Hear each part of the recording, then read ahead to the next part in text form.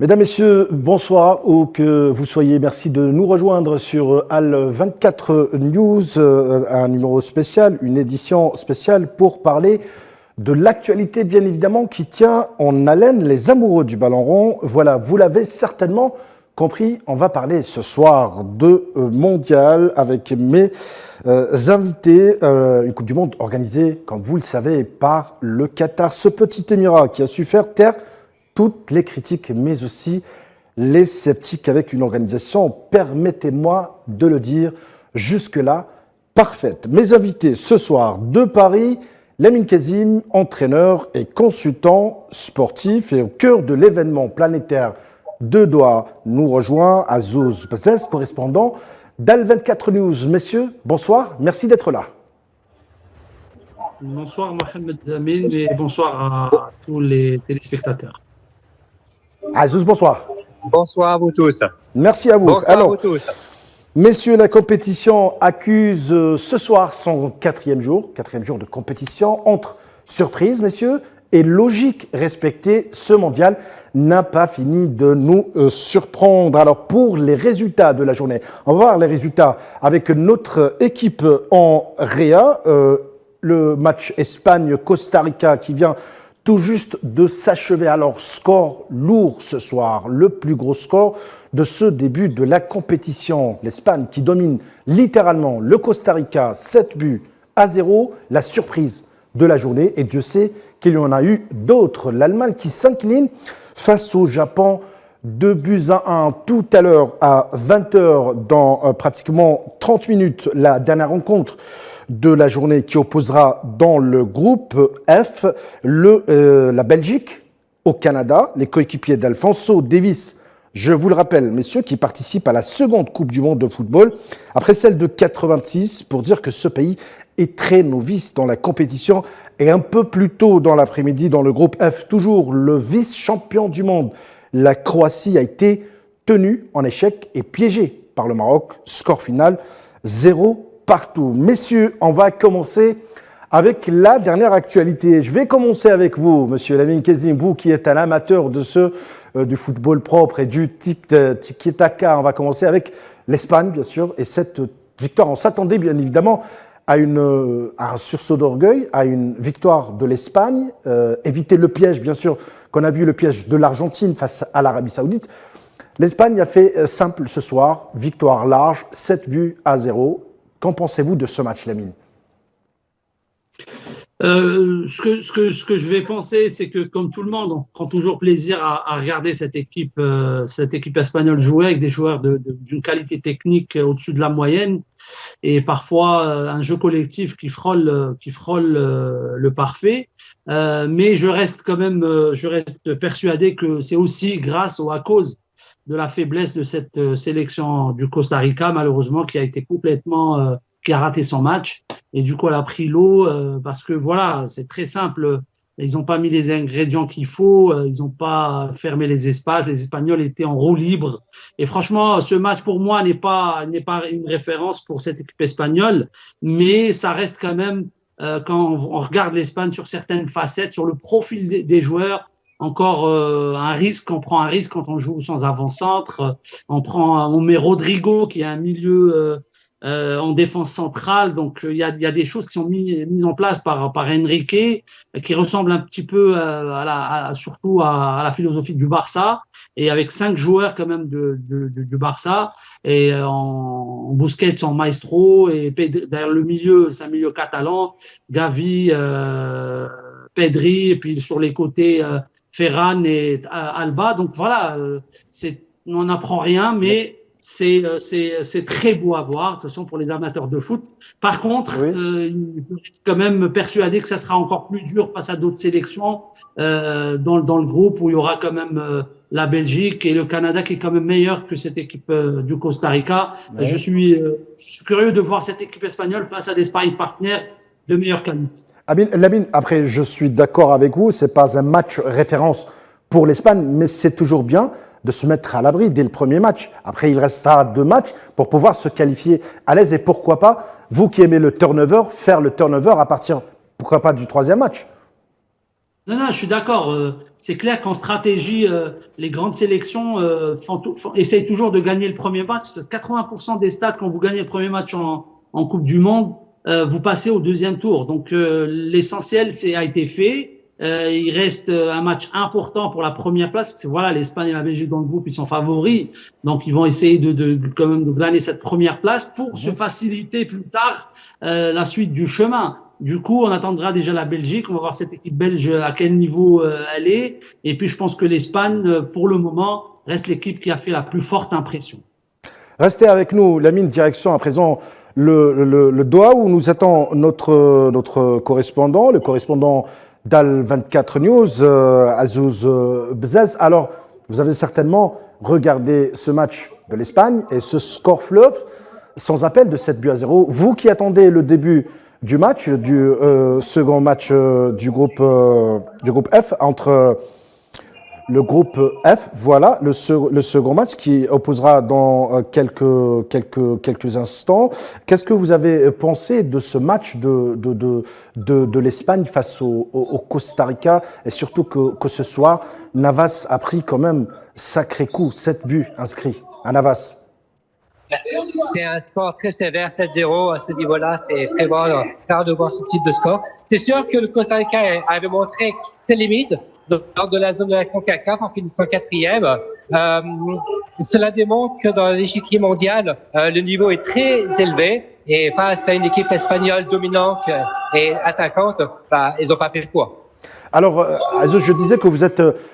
on attend que le coup de sifflet soit donné de cette rencontre, de la dernière rencontre de la journée. Là, c'est entre deux styles différents. Ça va être des Diables Rouges qui restent prétendants, bien évidemment, et un Canada qui vient pour essayer, on va dire, de confirmer un peu le bien qu'on dit de lui tout au long des éliminatoires, avec une star, bien sûr, Alphonso Davies du Bayern.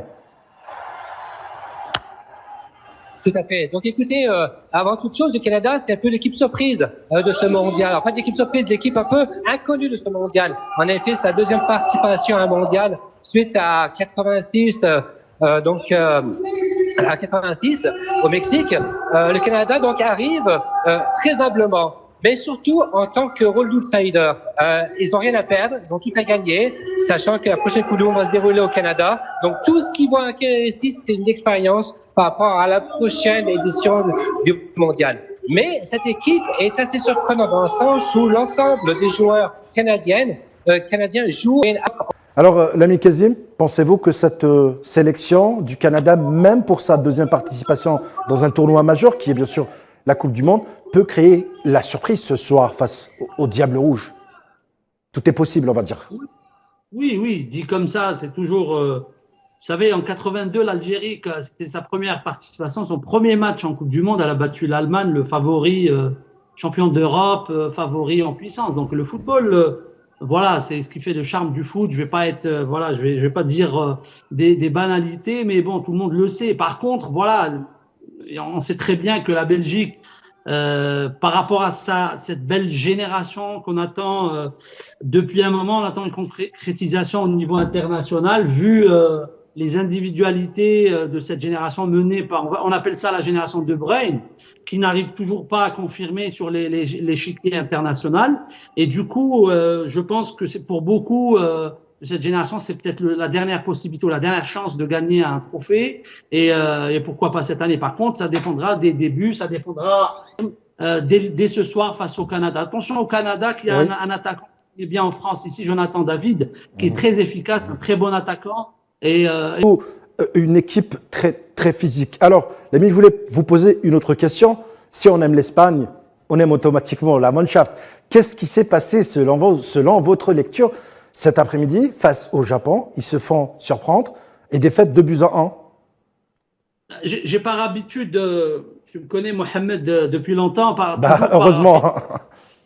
Féliciter les vainqueurs. Je pense que c'est les Japonais qui ont fait un grand match sur le plan tactique et qui ont été très efficaces. D'abord, il faut les féliciter. Il faut déjà, on va dire, mettre les choses en ordre. Du coup, je pense que le Japon a fait un très bon match. Ils n'ont jamais à aucun moment flanché, même dans les temps faibles. Alors, sachant que cette équipe japonaise comprend 8 joueurs qui évoluent en Bundesliga, donc qui connaissent très très bien la Mannschaft, connaissent très très bien les joueurs individuellement. Donc ils ont bien défendu. Alors, il y a un principe dans le football, pour gagner un match, il faut bien défendre. Pour gagner un tournoi, il faut bien attaquer.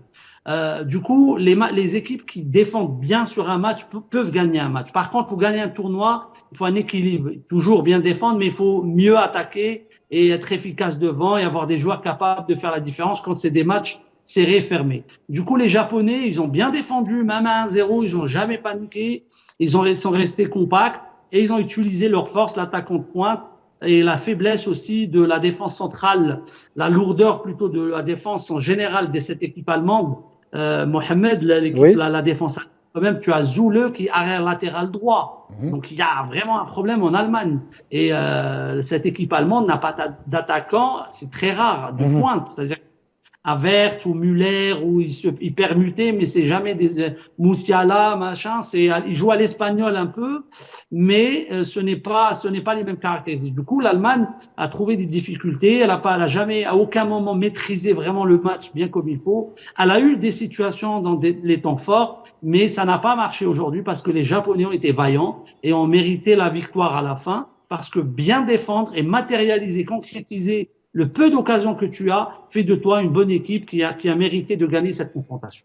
Alors j'espère que ça sera juste une première défaite pour la sélection d'Allemagne et espérons voir l'Allemagne à un stade avancé, la mine de cette compétition. Je vais aller direction Doha où nous attend aussi notre correspondant Azouz Bzez. J'aimerais revenir sur ce match et sur cette victoire qui a été d'ailleurs qualifiée par la FIFA de victoire historique, celle de l'Arabie Saoudite.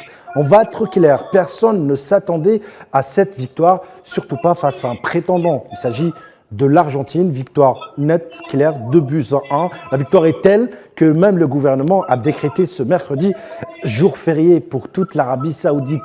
Qu'est-ce qui se dit au Qatar sur cette victoire de l'Arabie Saoudite? Victoire historique, rappelons-le. Eh bien, écoutez, je vais vous dire très rapidement, il n'y a plus aucun billet disponible pour les médias pour le prochain match de l'Arabie Saoudite, où auparavant on était capable d'avoir un match, une place facilement, alors que maintenant c'est plus possible d'avoir une place pour l'équipe de l'Arabie Saoudite. L'équipe de l'Arabie Saoudite crée la surprise avec un gardien, Mohamed Al qui a fait un match extraordinaire, qui a fait des arrêts déterminants. Et que dire du but de Al Ensari, qui a marqué un but extraordinaire. Cette équipe a été pertinente, réaliste et a surpris complètement l'Argentine. C'est sûr que l'Argentine n'a pas été chanceuse, a manqué je dirais, d'opportunisme et aussi de malchance par rapport à ses hors-jeux. La première mi-temps, ils ont totalement dominé. La seconde mi-temps a été, je dirais, entièrement maîtrisée par l'Arabie Saoudite et continue bon grâce à leur gardien. Lamine, j'aimerais aussi vous faire réagir, Lamine Kezim, sur cette victoire, disons, historique. Vous qui connaissez très bien ce football argentin, surtout qu'il y avait une excellente attaque de la part du côté argentin avec une triplette magnifique et des couloirs qui vont vite. Mais Hervé Renard a eu le dernier mot techniquement. Les Saoudiens, très organisés sur le terrain et surtout très disciplinés techniquement. Alors, je félicite d'abord, bien sûr, cette équipe d'Arabie Saoudite qui a été très vaillante et qui a réussi quand même à battre cette équipe d'Argentine, comme tu l'as si bien dit, Mohamed, favorite par excellence avec le Brésil et la France et l'Allemagne et un degré de moins de la France, l'Espagne et la Hollande et peut-être la Belgique.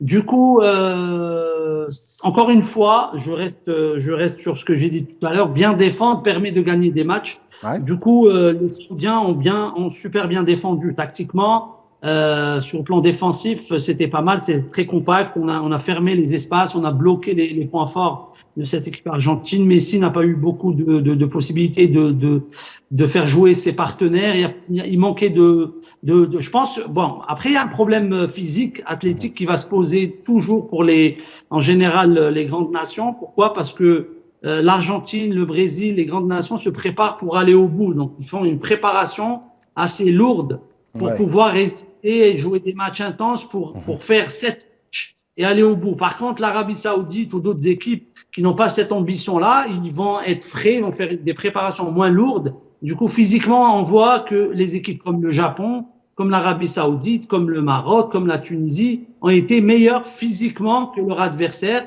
parce qu'ils avaient encore plus de fraîcheur. Ce qui va faire la différence sur la compétition, c'est cette fraîcheur physique qu'aura la sélection qui a un fort potentiel et un bon touche de haut niveau et qu'on va faire tourner au moment voulu et que les joueurs phares monteront crescendo et monteront en puissance pour à la fin arriver au vrai match, au money time comme on dit, au frais physiquement et être supérieur à leur adversaire. Après, on verra. Le prochain match, moi je dis, sincèrement, j'ai vu cette équipe d'Arabie Saoudite, elle a montré deux visages. Elle a bien défendu et elle a à un moment donné bien attaqué. Est-ce que, par exemple, je me pose la question, hein, j'ai pas la réponse, face à la Pologne qui est d'un autre calibre, un autre style de jeu, est-ce que l'Arabie Saoudite, parce que l'Arabie Saoudite va avoir d'autres ambitions, va sortir, va laisser des espaces et moi j'ai peur pour l'Arabie Saoudite plus face à la Pologne ou face au Mexique que face à l'Argentine. Face à l'Argentine, tout à fait. Voilà, parce que c'est d'autres équipes. La pression monte un petit peu. Enfin, il y a une pression supplémentaire sur les joueurs saoudiens parce que faire un exploit et faire attention au deuxième match parce que attention, il y a toujours une décompression systématique chez les sélections ou les pays ou les clubs ou les joueurs d'une envergure moindre. Et souvent, on a tendance à ne pas reprendre le deuxième match sur les meilleures bases. Parce qu'ils ont un super sélectionneur qui est Hervé Renard. Lamine, excusez-moi, justement, je voulais vous relancer sur ce travail magnifique fait depuis longue haleine par le coach Hervé Renard, une sélection composée majoritairement de joueurs locaux. Moi, ce que j'ai senti sur ce match, j'ai senti que Hervé Renard a instauré une certaine personnalité pour cette équipe. Voilà, ils ont su dominer quand même et ne pas avoir froid aux yeux. Ils ont dominé l'Argentine, pas n'importe quelle équipe. Alors, Hervé Renard n'est plus à présenter. Il a réussi à gagner la Coupe d'Afrique avec une équipe comme la Zambie. Et il a confirmé avec la meilleure génération de la Côte d'Ivoire. Il a quand même fait un bon travail au Maroc. C'est quelqu'un qui, en sélection, sait faire, ça c'est clair. Maintenant, il faut que juste je rappelle un truc. En Arabie Saoudite, depuis un petit moment, la fédération française est en partenariat avec la fédération saoudienne et il y a une formation qui est mise en place dans les clubs, une façon de travailler qui fait que les joueurs saoudiens deviennent de plus en plus rigoureux. Il y a une histoire de rigueur, d'intensité à l'entraînement, etc., qui fait que ces joueurs-là sont meilleurs qu'ils étaient avant. Et le championnat saoudien, il est d'un niveau appréciable. Il n'a rien à envier à certains niveaux de championnat européen, faute de public, certes, mais la qualité du jeu, la qualité des joueurs, la qualité des entraîneurs est d'un très haut standing. Donc ça ne fait que faire progresser les joueurs.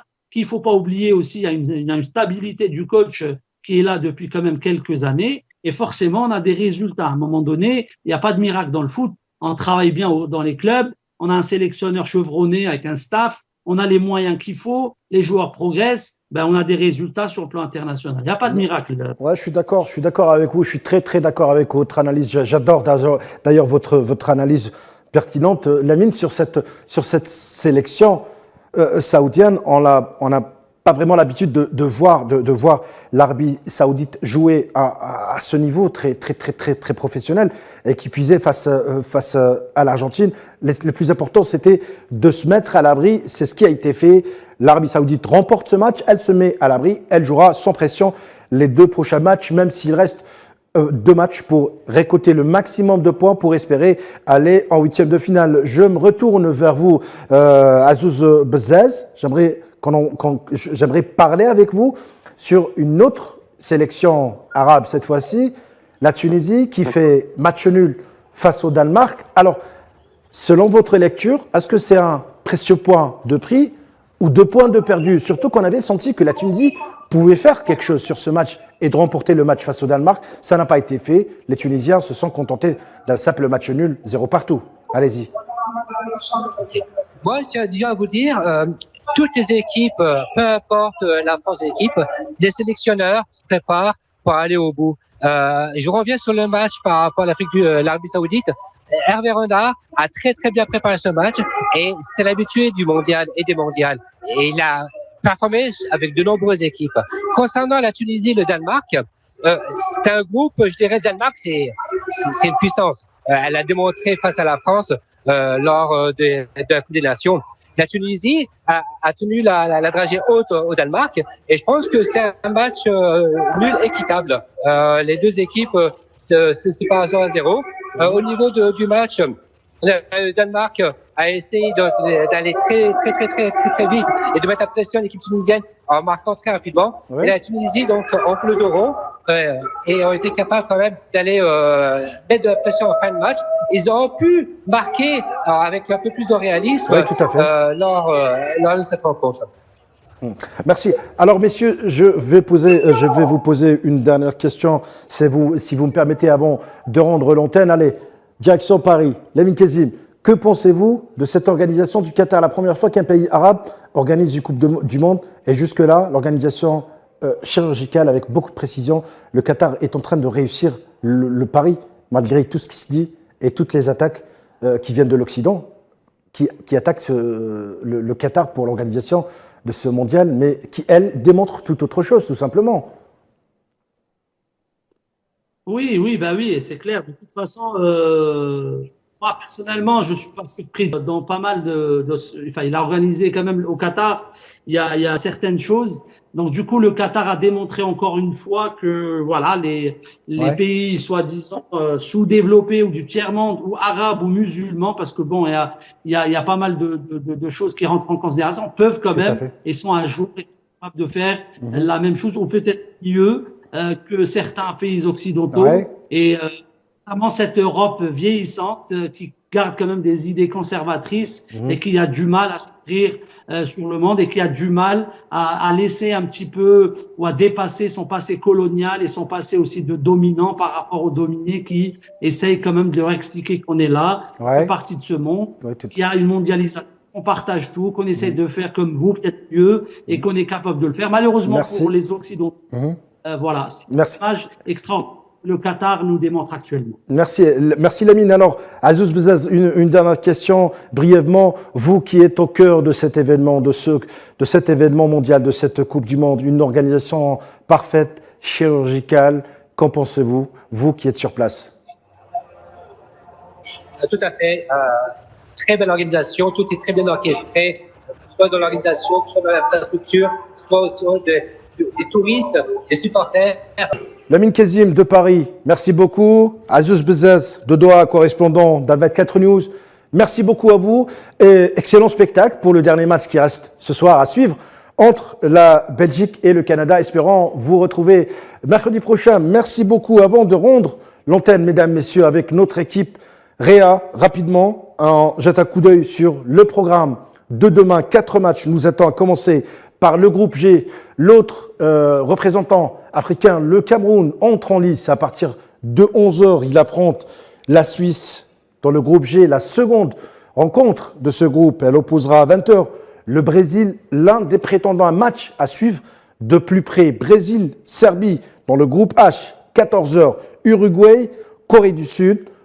L'autre match de ce groupe H, ça va être à 17h, le dernier représentant africain qui jouera le Portugal de Cristiano Ronaldo. Libre à vous de pronostiquer. Mesdames, Messieurs, c'est la fin de cette édition spéciale consacrée ce soir au Mondial. Merci de l'avoir suivi. Excellente fin de soirée à vous avec le reste des programmes d'Al24 News.